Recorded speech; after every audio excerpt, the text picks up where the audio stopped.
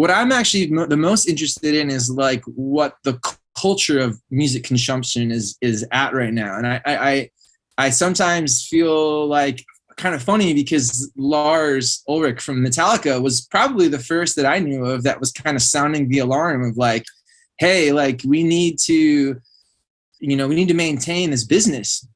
That's how we can come to shows. And like, I'm about to go on tour and I know how much money it costs to go on tour. You need money, it's like, sometimes I'm more interested in like where the culture's expectations are of free music. I think that for me is like the real conversation.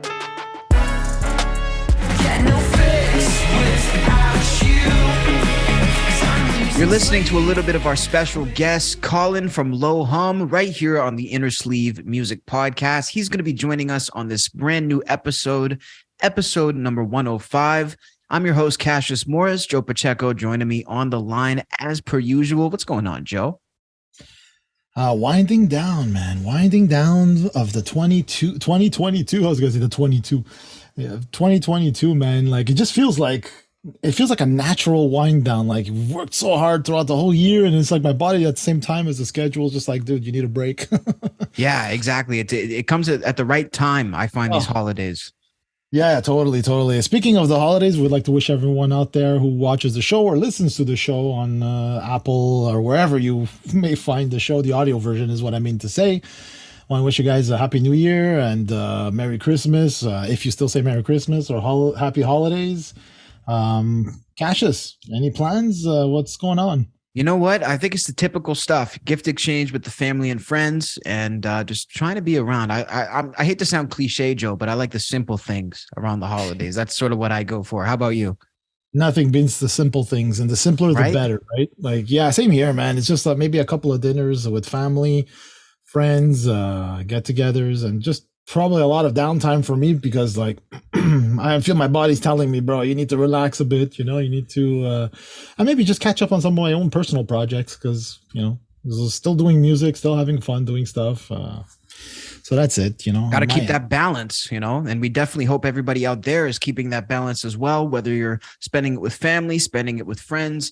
We definitely wish you a happy holiday season and a happy 2023 rolling into this next month of January. Now, the social media world has been set ablaze yet again by the man himself, Elon Musk, who never fails to generate controversy. And this time we have a reaction from none other than Snoop Dogg about the latest news. Now, for anybody who missed it, Elon Musk put up a poll on Twitter this past week asking if he should step down as CEO of Twitter and saying he would abide by the ruling of the poll. And people actually voted that he should step down from Twitter.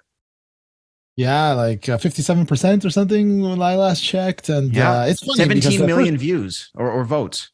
That's like almost it's crazy how many people. I think I did vote. I'm not sure now. There's so many votes going on these days right now. Even Snoop wants you to vote, as we can see here, right? So Snoop reacted to this by putting up a post saying, should I run Twitter?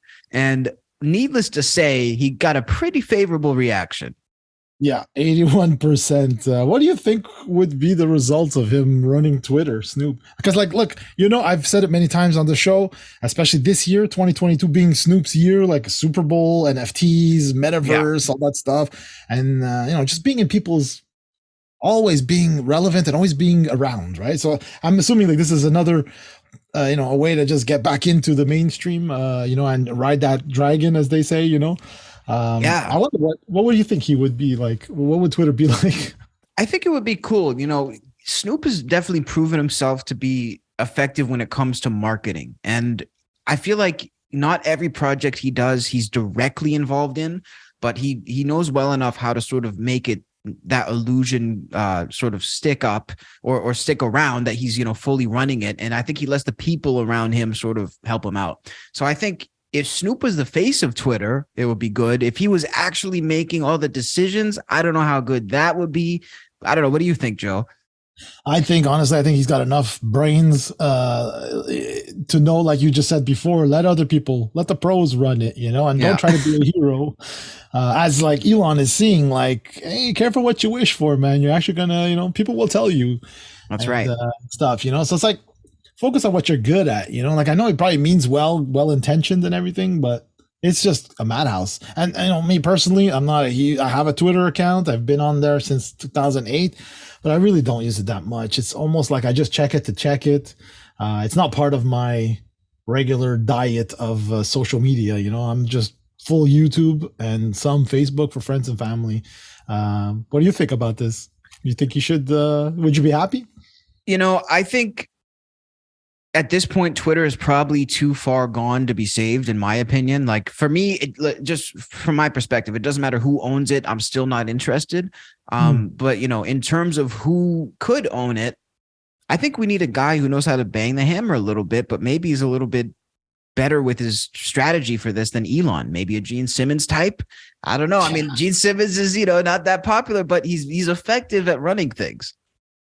Well, yeah, you know what? I have to agree with you there, man. The guy knows how to make some money, obviously, and knows how to, I don't know, man. I don't know how to say it, like monetize everything and like, you know, and be as successful at it. Now, I don't know about Twitter because Twitter seems to, because, you know, like he runs the Kiss thing and Kiss fans are going to buy Kiss fans, but Twitter is sort of everybody, you know? Exactly. But, same with Musk. Point. He runs so many companies successfully. Yeah. You'd think, okay, he could do this, but it doesn't necessarily translate.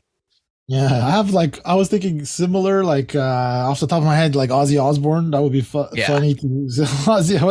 It would be crazy. Just typos all across the website. Typos. He'd probably press delete because everybody's annoying the hell out of him, you know, and he just wants to throw buckets of water at you, you know. So bring me back to those times. Make sure to let us know in the comments who you would like to see in it's like a fantasy league of Twitter with musicians. Let us know who's in your draft and who you would want to take over the big seat at the Bluebird. Pusha T has finally spoken out after the Kanye West controversy continues to burn on. Now, the Virginia rapper was named the president of Good Music, which is Getting Out Our Dreams music label, back in 2015, which was Kanye West's record label. This label, Joe, notoriously poorly executed. Every artist who was on this label had bad deals. Big Sean still claims that he's owed $6 million from Good Music. So this has been sort of harsh waters since the beginning. Now, what are your thoughts on this, Joe? Because, you know, we can go into his reasoning in a second, but he's basically saying, look, I'm stepping away from Kanye right now. I'm done. This used to be his right-hand man. You know, like, I think it's just, you know, we've spoken a lot about Kanye on the show, but we sort of avoided the whole last couple of weeks of the, you know, the whole Nazi stuff and the comments he's made on InfoWars. But like, you're just seeing it unraveling, you know, like it's almost like same thing with Elon Musk. It's almost like if you give a man enough rope, they're going to hang themselves kind of thing, you know? So everybody's sort of like cutting ties. And this is, to me, no surprise at all. You know, this guy probably says, man, I think he says down here, right? He says, quote, he being Kanye is not speaking to me now. Pusha continues, if you ain't with it, you ain't down and I ain't with it. Basically saying about, you know, the whole rhetoric about the Hitlerism and this and that. I heard about this new stuff on InfoWars. I don't know. It's something that's just sort of tells me that he's not well. At the same time, I will say that it's going places where it's no way to move around it. So basically, he's saying it doesn't look. We've heard the opposite too. We've heard some people who say, look, I don't care what Kanye says. I still love him. I still support him. That's my brother. And then we have the other side where Pusha T is, look, I don't care how much I love this guy. I don't care how far we go back. This is non-negotiable. So it's sort of like a line in the sand for a lot of these celebrities, it seems. But the thing is, if you look at it, it's like, okay, Pusha and others have to draw that line. But in all honesty, I think Kanye drew that line for everyone, you know, sort of forced you to pick a spot, you know? You know, for me, I'm kind of confused about this, Joe, because Good Music seems to be the least of everybody's problems right now. This label hasn't really been active since 2015. We're closing in on 2023. I sort of feel like this is maybe just a good opportunity for Pusha T to distance himself right now. And this is maybe the most convenient way to do it. Let us know in the comments what you think about the Good Music fiasco. Hopping over to the SoundMojo community tab. This is the part of the show where we react to you guys' music suggestions. Every Friday on the page, we put up a post and we have you guys comment with your suggestions. And this is the spot where you can get your shout outs. And Batman is very excited about this, it seems, today. Yeah, I just wanted to mention before we start, there's a couple of people, which thank you very much, as we're seeing like the interactions are becoming more and more. Some of them have, we prepared this and we didn't get a chance to get to everybody's, like Colin Olafson, which I wrote here saying sorry, we'll probably get to it next week. So there may be a few that are here and we didn't cover. So the order here, YouTube likes to play with the order. So anyways, I have the first order here, which is of course our buddy AUR, who never lets us down, is always on, always there. The champ. Yeah, exactly. So again, I don't know how to pronounce AU5, Aus. I have no idea how to pronounce this, but he suggested Aus or AU5, Drink Me featuring Jess. Yes. Volume remix. This song broke my brain into grains. listening the first time and instantly became my favorite song of the year. If you guys want to destroy your brain cells in a good way, this is one for. So have you got any brain cells left, Cassius? I don't know. After this one, this is, I tried to drink this song in, Joe, but I got to be honest, I'm not sure if it's my cup of tea. I feel like it was just on that very robotic kind of sound, which is cool. I know there's a huge market for this type of sound. It just usually doesn't make its way into my playlist. I admire the, ability to put these sounds together though. And I definitely, again, like I'm into music enough to be able to see the talent and skill behind it. It's just not necessarily my go-to. That's what fine. What do you think about this one? That's 100%, man. Like that's, if everybody was like that, where it's like, look, man, I can appreciate it, but instead of this sucks, Yeah, anyway. So I'm like stream of consciousness as I write this. So Mysterious Beginning was really cool. And then it's like with all the sound design and stuff, it literally sounded like someone was taking a bath while recording the vocals, just because you have all this kind of watery kind of sound as Jess was singing. So I thought it was very cool. I really like there's a section, like a solo section kind of around 3 something. Yeah. Where all of a sudden it becomes like a funky fusion with fusion chords and stuff. That was like literally my favorite part of the song, because it wasn't just crazy sound effects and stuff, as you said. But no, I enjoyed this one. It was, it wasn't too brain damaging as AUR would suggest. So thanks again, AUR. I don't know if you celebrate the holidays or if you have time off, but have a great time off during the holidays. Up next, number 2 here, we have Anton Vituslavski Kjelsen. Look at that. And I didn't even practice that. It's rolling off the tongue now. Yeah, man. Here we go. Hey guys, Merry Christmas. Thank you. You too. My suggestion this week is pretty new, but a big EDM track. Maybe one you've already heard. Medea, We've Lost Dancing by Fred again. This one, you know what, Joe? This was cool to me. When I first put this on, I didn't know what to think of it. I was sort of just like, had my eyebrow raised. And then as it went on, it reminded me of like some cool underground, like New York type of like lounge or something you'd be in with like some artsy people.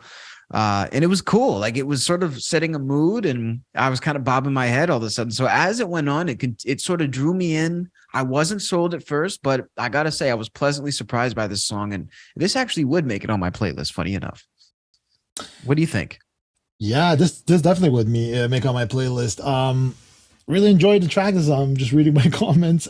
It's a vibe. That's what I love about this song. Yes. There's a vibe, right? It's just constant, like you said, at the beginning at first, but then eventually just you warm up to it, right? And like I really gravitate to this type of vibe, like where it's very simple, moody, and it just gives you, the fact that it's repetitive and samey, but like then that voice comes in and it's more like just a dialogue, not necessarily singing. Like a slam poetry-ish, like a calm version.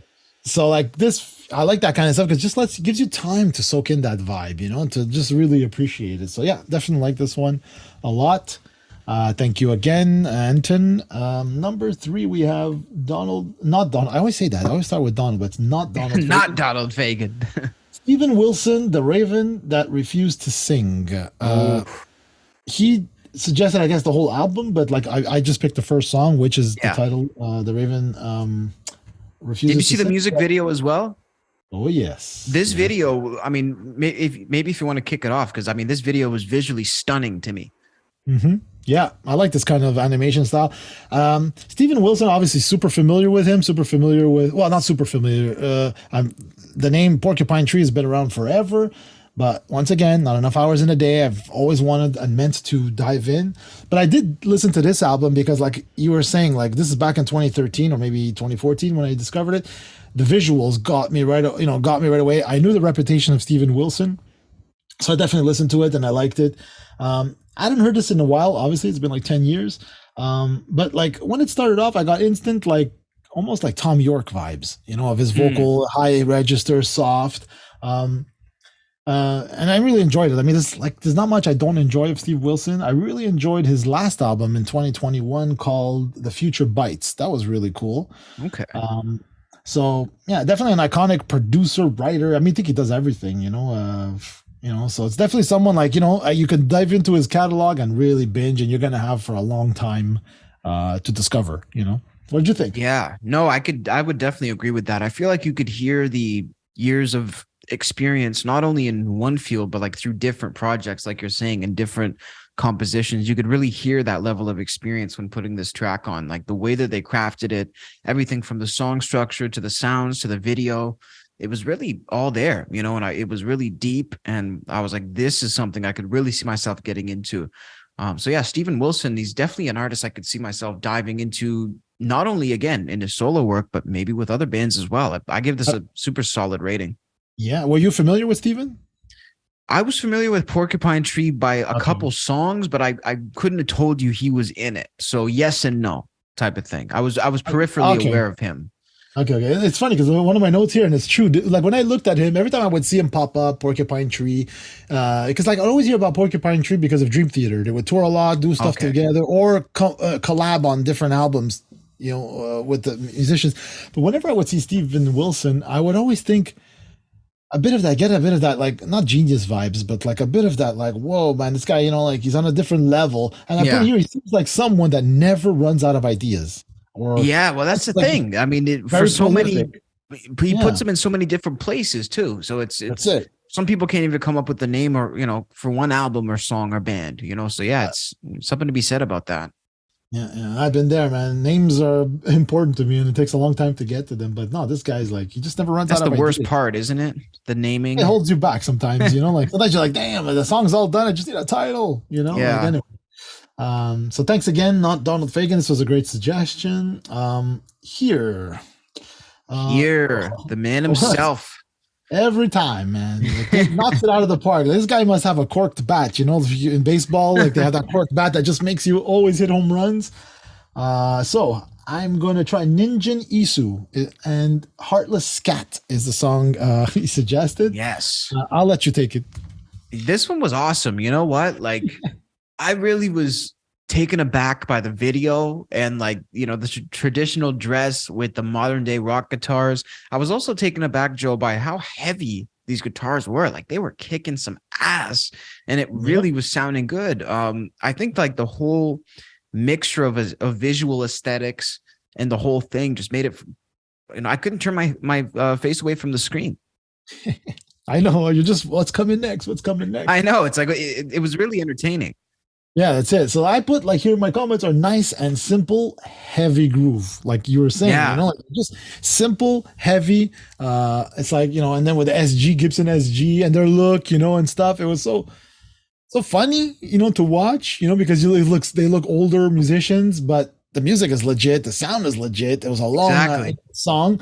And I literally, as soon as I started watching it, the first thing that came in my head is like samurai metal. It's like samurai metal. A new genre. Yeah, that's it, right? So they're a Japanese heavy metal band from Hirosaki, formed in 1987. So they've been around too, man. Holy smokes. So, I mean, I wonder if they do much international touring or if it's mostly, Well, I've never really seen this, that's the thing. I feel like it's a regional thing, which is still cool, Very cool. But look, today with the internet, like it's just everywhere. The world is your oyster, as they say, right? Yeah, 100%. So awesome here. Thanks again and happy holidays. If we don't communicate again. Last but not least, GameX Simmons, Billy Paul, me and Mrs. Jones. Oh my gosh. Joe, like I was telling you before we started taping, this brought me back to the Marvin Gaye sort of era. I mean, this was really, it sort of put me in a time machine a little bit. Yeah, it's that exact same era. It's all around the same time, the same funky sounds, very dry 70s vibes, you know. Um, yeah, it's like this is definitely a classic tune. For me personally, I'm just so tired of hearing it because it's just been around forever and there's so many covers of it, but does not take away Yeah. that it's a great tune. Like, I mean, when I do listen to it, and like I just did now, I'm really like focused in on the stuff and the performances and the lyrics.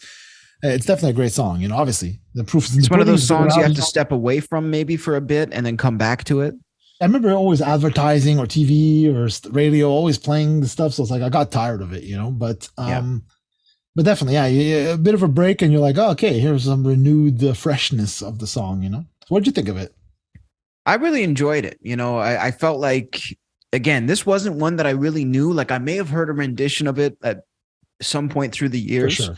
But yeah, like I definitely couldn't have told you who sang it or when it came out. And honestly, I really liked it. I felt like, again, any music from that era, it gives you this certain feeling like in your chest, or at least for me, of like sort of happiness. Is like an uplifting sort of feeling. And it just sort of gets you Like, snapping your fingers. I really like that. And, you know, I've been listening to more jazz lately and more things like that. So I'm kind of thinking of incorporating more of, you know, the 60s, 70s sort of swing sound as well. I liked it a lot. like we said last week, and I think somebody commented on what we said, where it was like it's comfort music, right? Yes, It just exactly. feels good. It's like that nice warm soup on a cold day, or when you're sick, it just makes you feel better. So same thing with this and jazz, and especially that era, like you said, the 60s and the 70s.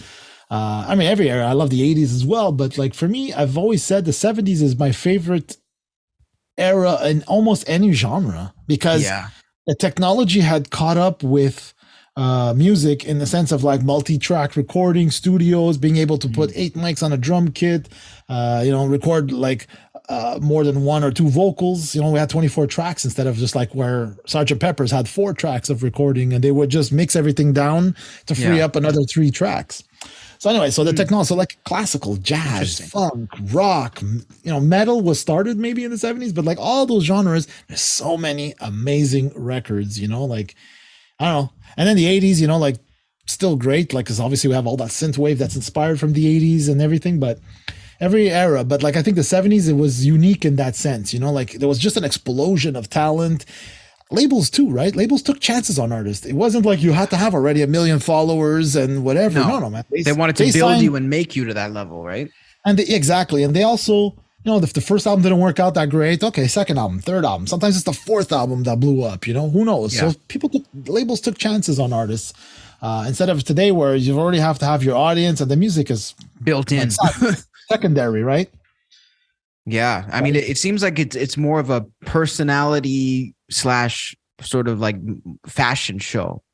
You can be famous basically on looks and or your humor, more so about music. And like, back then we didn't have that. We didn't have the constant access to somebody's humor or things that weren't televised. So yeah, you're right. It's a completely different game, but that goes without saying, I guess, Yeah, and same thing, like in terms of like today, anybody could literally write a song, like my 10-year-old could put together a song with all these loops and beats, put it together and even distribute it himself right away on YouTube or even whatever, So whereas back then you couldn't really do that, like to manufacture albums cost you a lot of money and then to ship them, to get them into stores and stuff. So it's like, there was restricted access, which is why we didn't have a lot of access to some of, everything was imported, right? Imports, they were expensive and stuff. You took a chance. How many albums do I have where I bought it for 1, 2 songs? The rest is not really that good. And, it's like you have to buy the whole record, right? Whereas today it's like, nah, just go on YouTube, just go on Spotify and just get the song you want, So, and boom, you're done.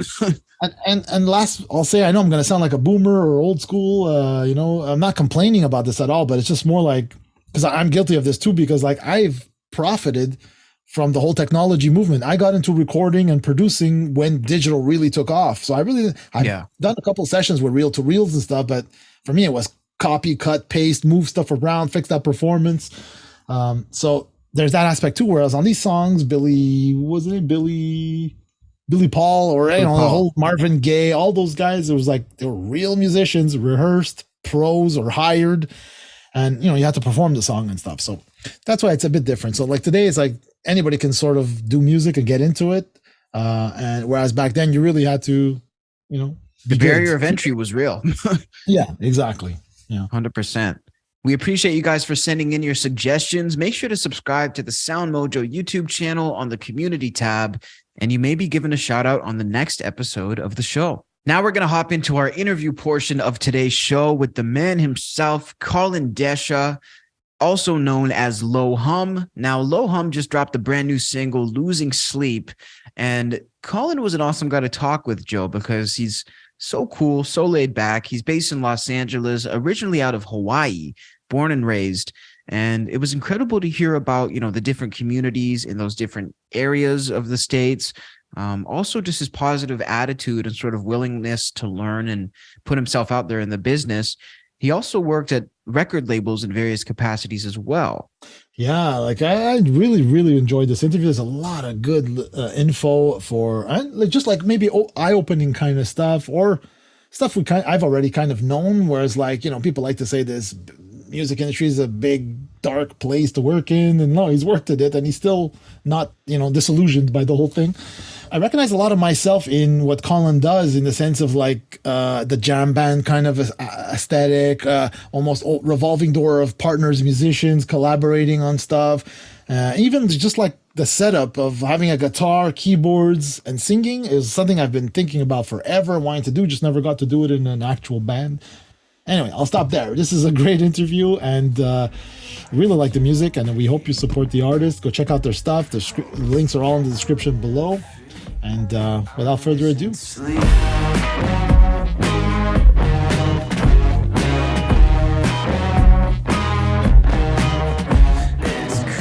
how's it going, Colin? Where are you calling from today? I'm in Los Angeles right now. It's we're starting to kind of get some season, like our low 70s. See, we're in Canada, so we don't have too much sympathy, I gotta say. No, I love it though. The setup looks great, man. So is this like your music room? Yeah, this is kind of like my home setup. I've got a few synths and there's a bunch of gear on this side, but this is my home setup that I kind of do some kind of post-production, vocal recording, some mixing stuff. And then I have a studio that's probably about 20 minutes from here, where I have like more of the sort of like all the instruments, and it's kind of set up for rehearsing and recording, and pretty much any idea that is coming to our heads, we can just kind of hit record and work out of there. So yeah, those are like the two spots that I've kind of worked out of the most, probably.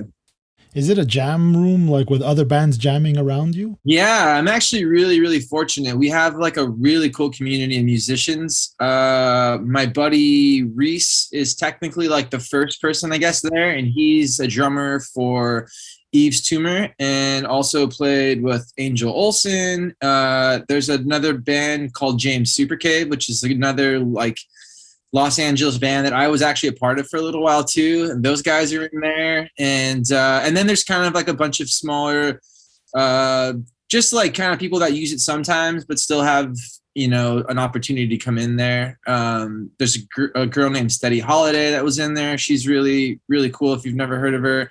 A girl, who else is in there? It's been kind of like a rotating community of like, sometimes we're like, maybe there's like 10 of us and then maybe 6 of us are in a project together.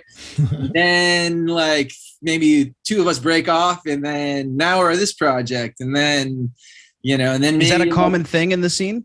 It is in our community. Yeah. Mostly because we just are all artists, like some people sing in some projects, some people play drums, some people are the leader of the band.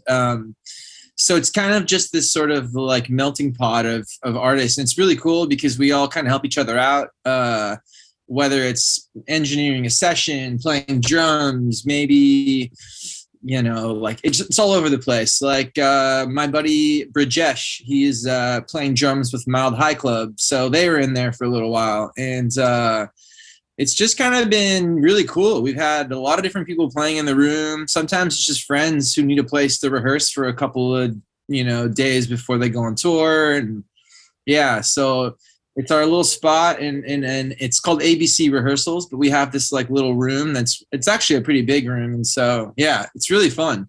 it's become quite a melting pot.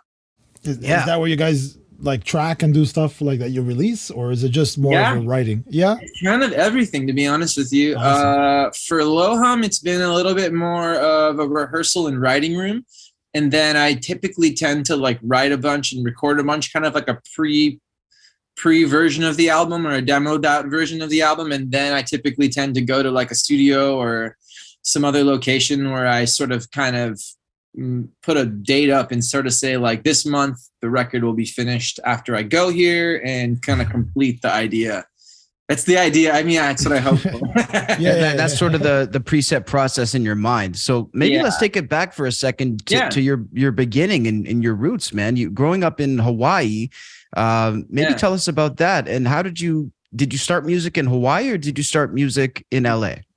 I have pretty much been like a music fanatic since I was a little kid. I grew up on the Big Island, and as you can imagine, the music community is not very big there, especially for indie rock or any sort of kind of, at the time I was really big into punk rock, but is this in Maui, by the way? Would that be the Big Island? No, the Big Island is actually the island of Hawaii is what it's called, but we typically just call it the Big Island because it's just the biggest of them all. And that's where Mauna Kea is, which is like this giant mountain, and it's kind of like actually one of the main observatories for the world to see into space, because there's a humongous mountain, and it's a very spiritual thing for Hawaiians. And I am actually Hawaiian, so I'm very proud of like, you know, being a Hawaiian representing, you know, my culture in this music world, because there's not a lot of us really in general. But man, I have like a pretty rich Hawaiian history. I'm related to what they call the Beamer family, which is a descendant of this lady named Helen Deshay Beamer, and she was a singer and a songwriter in Hawaiian culture that wrote a bunch of songs that were really influential. And I grew up playing the ukulele in school and just basically jamming with my homies during recess. And one thing kind of led to the next, and I got an electric guitar from my grandfather. I started playing in punk bands when I was maybe like 15 or so, like just like in my garage, you know, with some homies. And one thing led to the next. I totally got obsessed with music, and, you know, I'm pretty much the same person as I was back then, just making records and trying to just make the best albums and the most beautiful art I can potentially do. And I was about 18 when I left Hawaii. It's kind of a crazy one. I just sort of just left and had no real knowledge of where I was going with it. Knew that Los Angeles was kind of this, you know, this like sort of center of art. And so I made my way up to Los Angeles eventually. I actually got a job at Universal Records as an intern at Universal Motown Republic, which was this kind of incredible experience for me to get like the behind the scenes of the business. I was mentored by this really, really interesting cat named Vincent Herbert. He had signed Lady Gaga. I was like an A&R coordinator. I started as like an intern, you know, in the mailroom, and just kind of worked my way up, while simultaneously playing in bands the whole time and kind of being able to do both worlds. He was really, really influential in my sort of approach to the art, like kind of like from the business sense, you know, especially with like the way that the technology has migrated these days, you kind of need to be business savvy as well as an artist. You can't just be an artist, you know? Yeah. And so that kind of like brought me into it brought me to Lohum. And, you know, I was in a bunch of other bands playing and touring and doing all of the stuff, but I kind of just felt like there was an artistic side that I was still trying to get out. And that's basically where Lohum came about. And so once Lohum came around, I really spent all my time, and I just basically decided that this was like my life now. And that's kind of where we are now. So, wow. Yeah. Kind of the backstory. Yeah. Wicked story. That's like, I'm curious, as you got to work at like a sort of a major label, obviously. Yeah. Did you have any preconceived notions going in? You know, everybody says, oh, they're like this, they're like that. And then you saw the reality, like, it was a really, really interesting time being from Hawaii and like kind of being so isolated from anything. I kind of really came in with like eyes wide open and sort of trying to absorb all the information I could. It popped a lot of these bubbles in my mind where I was like kind of seeing, like in the Wizard of Oz when he pulls behind the curtain and you're like, oh my God, I had a lot of those moments for sure. What I kind of took from it the most was just, the business was really fascinating. I entered it right around the time that Spotify became a thing. And so I was able to see sort of how streaming music was going to reface the business. Yeah. And what I took from it is that nobody knows what they're doing. And that anybody that tells you that they do know what they're doing, they're kind of full of it. They definitely don't. Yeah, because it's the wild, wild west more so than it's ever been. And that's really what I learned. I mean, there were times where I was definitely a little defeated by the business, but, there's the business and then there's the art. And I think what it taught me the most is that they're two different things. And the best musicians can separate that. The best artists know that, like, here's the business. It'll always be what it's going to be. And as long as an artist, you sort of protect that cultivation of your art, you're kind of unstoppable, because these people can always screw your business up. They can manipulate and tell you X, Y, and Z. But as long as you sort of keep them at, a distance, and you maintain like your art and you maintain your discipline for your art, they can't really do anything. And that's like honestly what I learned the most, was just sort of like, do you, man, and like don't let anybody take that away from you, because it's always going to be there. Exactly. Yeah. And like, maybe you can confirm in the sense, obviously you can't confirm 100%, but let's say like, we know that they sign, let's say 100 artists and then one really takes off. Yeah. So there's a lot of like, it's a chance, it's a gamble, right? It's like totally a gamble. Yeah, it isn't. Yeah. It's interesting. I mean, there's a lot of really great people that are doing the business. I truly believe that. Like, I have friends to this day that have been super supportive, that were kind of the epitome of what maybe we don't like about the business. But and on the flip side, there's a lot of paychecks going out to people in that business. Like, there's a lot of expense accounts. There's a lot of people that are making a lot of money off of this business. So I understand why it's structured the way it is. But I just try to absorb the information and absorb sort of like the hustle, because there are a lot of people in the business that have come from nothing, that are really making something from themselves. And those are the people that I was trying to circle myself with. But I will be completely honest, like, I'm not really interested in going back in the business. After all is said and done, I kind of want to stay on the artist side, but I value the information that I learned, and kind of just, learning the hustle and learning the consistency about putting art out. And, it's been useful in how I've sort of strategized my own, career.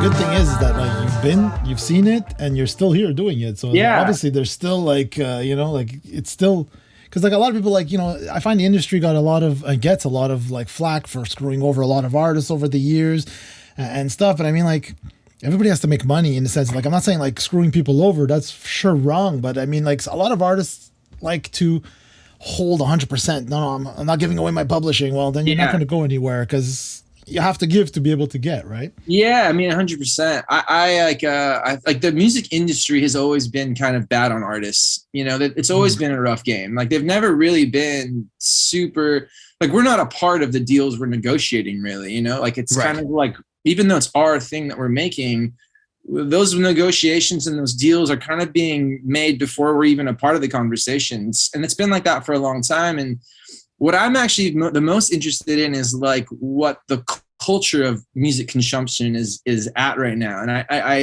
I sometimes feel like kind of funny, because Lars Ulrich from Metallica was probably the first that I knew of that was kind of sounding the alarm of like, hey, like, we need to maintain this business.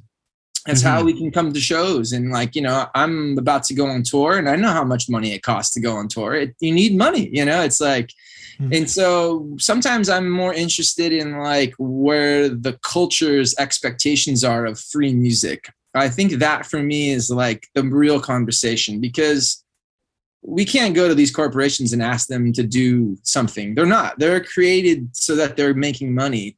I think if the people were more willing to sort of stand up and say, we want better rights for our musicians, we want to get them paid more, maybe we want to pay a little more into a pot that they can be a part of.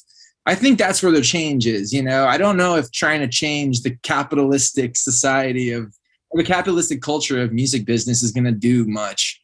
You know, it's a lot harder, I think, than like maybe reapproaching how we think music should be consumed, you know, and the value behind the data that is our art, basically, you know. And there's some really cool philosophers that I'm into that are like having those conversations, you know. So that's kind of like there's a lot more of that now. You know, it seems like a lot more people are starting to speak up and really, you know, try to make this more aware, make people more aware of this. Yeah. I think that's like the real interesting thing. I think that's where we can push it. And there's like you said, there's been some bigger artists who've kind of opened those conversations up, and like, you know, I'm hopeful that that's kind of the direction we move in, you know, where like the culture kind of like demands more for the artists. I think that's really where, or we invent some new technology and then like it's all, you know. Yeah, we circumvent some of those issues. Yeah. I'm wondering, like, let's say maybe you know, a little bit extra on this topic, but like in terms of like, how do you feel about like, say, like Springsteen and them, like those Top Guns selling for 500 million, selling their catalogs? I think that it's cool that artists are making money. That's pretty much like, if you want to do that, like, you know, I don't think that there's anything wrong with it, at least to my knowledge. I mean, I think ultimately I just am happy to see anytime I see an artist that can sell their brand and like, you know, become set for life, so to speak. You know, I don't really see that being an issue. I know, like when I was looking at Universal Music, it was brought to my attention that most of the way that Universal basically exists is on their back catalog, you know, the Bob Marleys and all of these sort of like reissues that they're doing. So to get sort of your cut at the end of the day, I get it. I mean, I think anytime these artists can just make a living off of their recordings, it's beneficial, you know, because there's not a lot of structure after you stop touring. I mean, how do you make money now? You know, and when you get to that age, you can't tour forever, and let alone should you tour forever. Some of these touring artists, I'm like, oh man, I wish they'd stop. Yeah, I mean, like there's an integrity that kind of goes down a little bit. So I don't know. I'm not opposed to artists making money ever.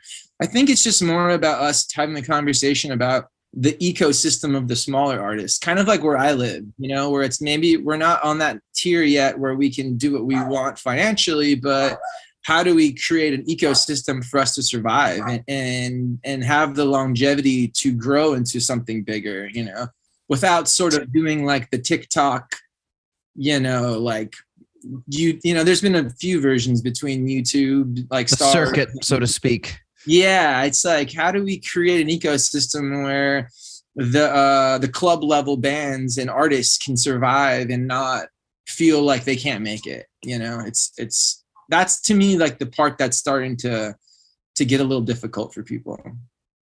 How would you say that's changed since you first got to LA? Because I mean, you know, getting there 17, 18 years old, you're describing probably the most common story, right? You picked up and left, you went there more or less alone and to chase your dreams. Like, what was it like for you to be around everybody else who's in that same situation? And would you say it's like the same hunger for these artists who are still on their way up?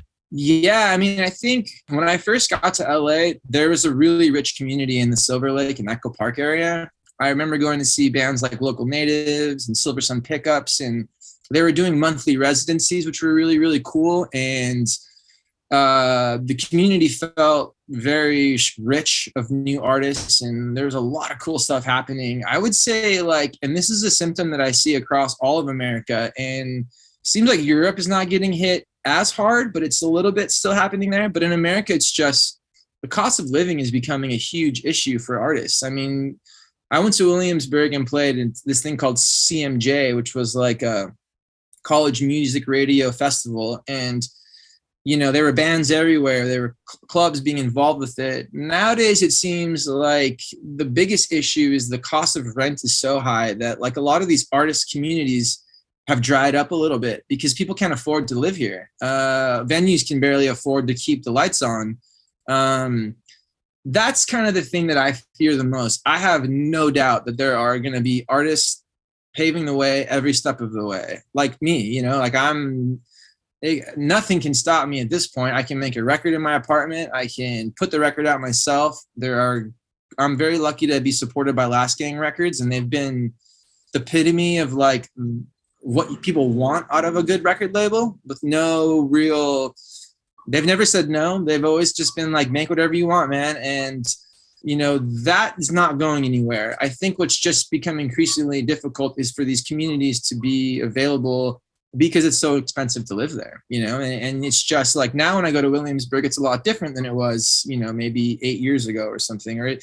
And the same can be said here in Silver Lake. It's just a little bit harder for venues to survive, and that to me is like what's going to change the landscape of it. I don't think the passion is going anywhere. People need music and art, and they're going to do it with whatever we got. At least I am. And if I know I'm doing it, I'm sure other people are. You know what I mean? So I'm optimistic in that sense. But I think it is it's like this noose is kind of tightening around these places that we would go to create a community. And the community seems to be more online now versus in person. And I'm not really a fan of that because I do think that there is a lot of benefit on the digital realm. I benefited from it. YouTube community has been a huge blessing for Low Home with my career. But, and we can't say much against it ourselves. Yeah, exactly. Here we are, and so like, that's just sort of like where I feel like, but at the same time, just the in-person thing is like so important. It gives me so much inspiration. I love to see my peers playing music a lot, and seems like that's getting a little harder to find as things get more expensive, basically. Well, it's interesting though, because I mean, I've heard it said that music in certain parts of entertainment are more or less recession proof, but at the same time, I hear what you're saying. Like it's like that noose tightening around the in-person aspect. But again, it seems to me like what you're saying is true. The passion and the love and the need for it is what will make it, I think, resilient enough to adapt. So like, would you say that things are going to keep going in a positive direction, even if they remain more so digital? Yeah, I think so. I'm like a huge proponent of technology. I have a live show that is very much using computers, and the communication online is great, and I love it. But I do think that like just the in-person, just that in-person connection is just still so important. We're still humans, exactly. I mean? Yeah. We're still humans. Whether or not people want to admit it, but exactly. And I mean, I just think at the end of the day, it's like, it's what bridges the gap of so many things. Like I've been to shows where I'm not a fan of this art, but I like all the people, and then I leave and I'm like, wait, maybe I do like this art, Maybe I do like this artist community. You can't really do that online because we're so in our echo chambers of whatever reinforcing whatever things we like. And so it's that thing, like I mentioned, these residencies, those were a huge part of my culture coming out here, is just seeing new bands. Bands that are huge now. Like many years ago, I played a show at this place called the Silver Lake Lounge down the street, and it was this old band I was in, and Imagine Dragons, and a few other smaller like bands that kind of made it around. And like that community, we all like went and had like dinner together, and then we played our residency, and it was beautiful. And I just think that as the venues kind of get, when the venues don't have any money, they kind of push these like DJ nights that are a little more dance parties, and they push these kind of things that are going to make them money. They don't have as much space to risk on these types of ideas. Like that show that we played at Silver Lake Lounge with Imagine Dragons was a free show.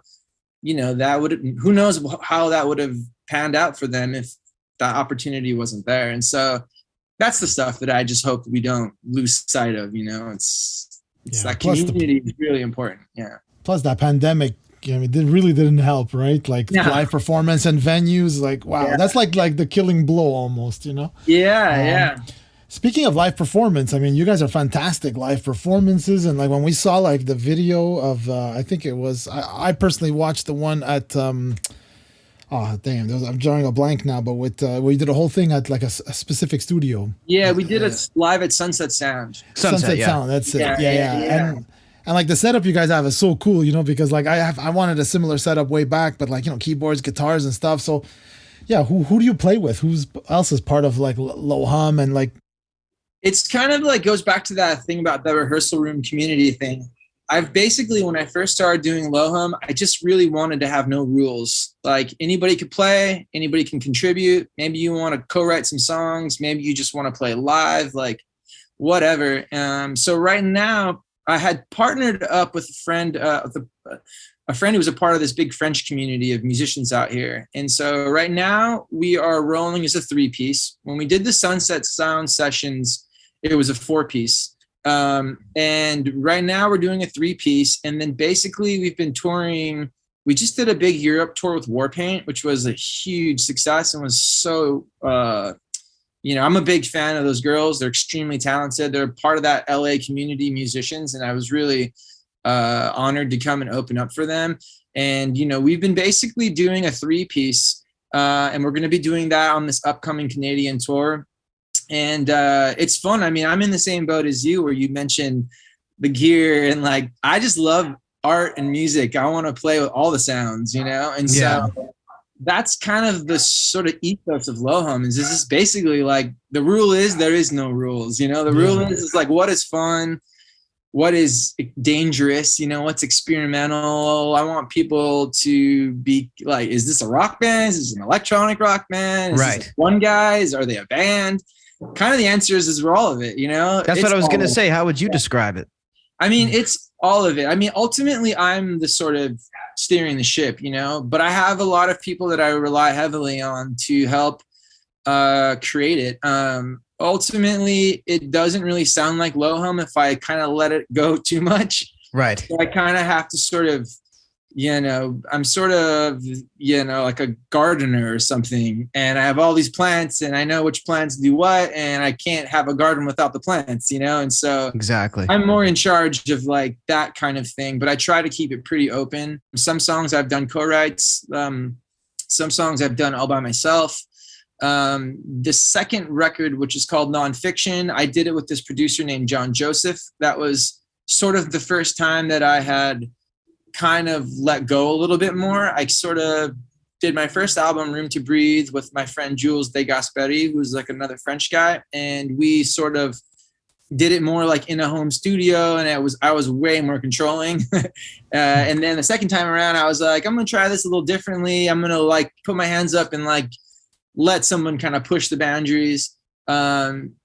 It's just about inspiration and fun and creating a great moment and whatever is inspiring and following that inspiration wherever it takes me, and that's kind of how I've kept it, kind of a little, just fun basically, and creating art that excites me and my friends, Do you stretch it out live? Like you wing it kind of thing sometimes, jam it live? We do pretty much everything. Like on the live side, we pretty much have an Ableton. So it's kind of works pretty heavily with Ableton. So there are a lot of MIDI performances that are happening that are being sent to a lot of module synthesizers.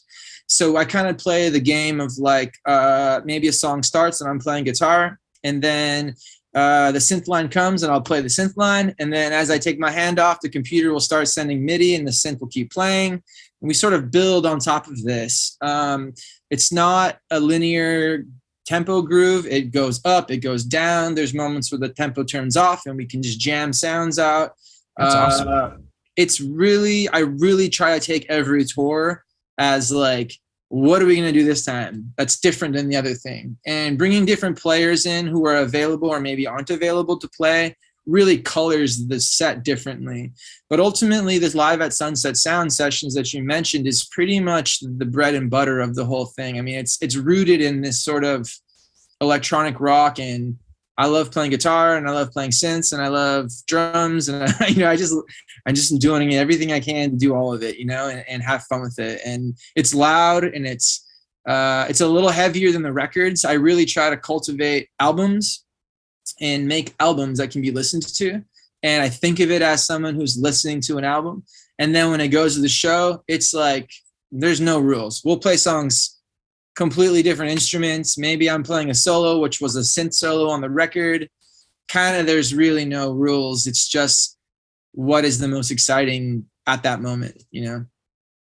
That's so cool. Colin, we really appreciate you taking the time. The tour starts on November 4th in London, Ontario at the London Music Hall. Anything you want people to know or any like prep you're doing for the tour coming up? Well, we just dropped a new single called Losing Sleep that came out last Friday. So I guess, you know, it was pretty recent. It's been out about highly recommend it, by the way. Yeah, thank you. I'm really excited about that one. Got some new merch, and I have a whole new album that I'm basically sitting on that I recently got robbed on tour, and they stole my hard drive and a bunch of music, and I was pretty bummed about it. And then I took it as an opportunity to write a whole bunch of new music, and sometimes really bad things can be really good things afterwards. And so I have a new record that I'm really excited about that's going to get started recording probably top of next year. So lots to come in. And yeah, I'm very excited about where Lohum's going. So thank you guys for having the chat. Thank you, man. It's exciting to see someone carrying the torch and making great rock music, and just keep kicking ass, man. It's honestly great to see. Thank you, guys. I appreciate it a lot. 100%, man.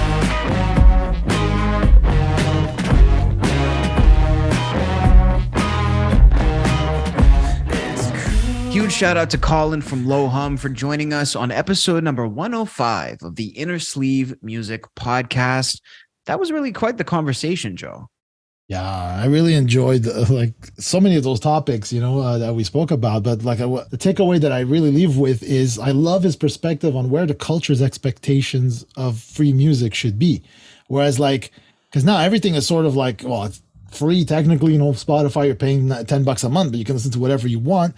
And I love the way his perspective is like, it's sort of maybe that the audience has to change how much they value music, right? Because it can't just be free. The stuff costs money, right? Touring, the crew, hotels, food, you know, producing the record, writing the record, rehearsals for the record, marketing the record. So it's like there is a cost to it, so it can't be free. Like the way it's kind of been going, you know? So I really like, you know, it's the first time I've heard a musician say that in the sense it's like, well, it's not us the problem kind of thing, or it's not really music the problem, the artist. It's also the audience and their expectation of it, because he also mentioned it in the interview where like Lars was probably the first person to sound the bell when the whole Napster thing took off. And he was saying, hey man, this is like a big problem, you know, and then everybody attacked Lars, this and that, aren't you rich enough, you know, and all that stuff. And it's like, and now everybody's suffering from the same thing. So yeah, aren't Lars, they rich enough? No. Yeah, well, they still are, because they're like selling. Metallica is, yeah. But anyways, yeah, it's just that to say it was refreshing to see an artist say it that way too, because I mean, like obviously Colin's touring, he's making his money from this, so I mean, like there's a cost, you know. 100%. It's very cool to see all different sides. And again, you know, Colin, not a guy who's just been in front of the camera. He's been behind the scenes as well, you know, working in labels and really educating himself. And, you know, if there's any tip I could close this show with, you know, recommending to indie artists, it would be to just educate yourself in all different aspects. Even just watch a couple YouTube videos about how record labels work, how the business side works. And I think you'll be far better off. And, you know, that seems to be what Colin was saying as well, as his takeaway from his experience. The barrier to create music is way lower than it was just 20 years ago. And then even lower than it was 30 years ago. So like, you can buy yourself a $200 Focusrite sound card, you know, and it's good. It's great. And it does its job more than, you don't really need that much more, you know, like to do something that's good quality. There's a cost. You still have to buy a microphone. Your microphone costs $500. This costs $300. Your software, you know, maybe $99, depending on what you buy. Maybe it's $200. And then you need plugins in there. You know, you need something to do the sounds, you know. So it's like, sure, they're $29, $30, $100, $200. It's not going to break the bank. But when you add it all up, you're looking at a couple $1,000. Then you got to learn it. So there's that time investment. We appreciate you guys for checking into this brand new episode of the Inner Sleeve Music Podcast. We are going to be on a small hiatus for the holidays, Joe, so people can expect us back in January, correct? Yes, January. We're going to keep the date mysterious. No, not joking. We'll be back. We'll be back early January with some new stuff for you guys. So we hope you enjoy. We hope we see you on the other side of 2023. Yes, 2023 is inbound. Thank you guys for an amazing year from everybody here at SoundMojo, SoundMojo, the entire company. We really appreciate you guys from the bottom of our hearts, and we're wishing you a happy and safe holiday season. Thanks so much for tuning into this brand new episode of the Inner Sleeve Music Podcast. Catch you guys next year.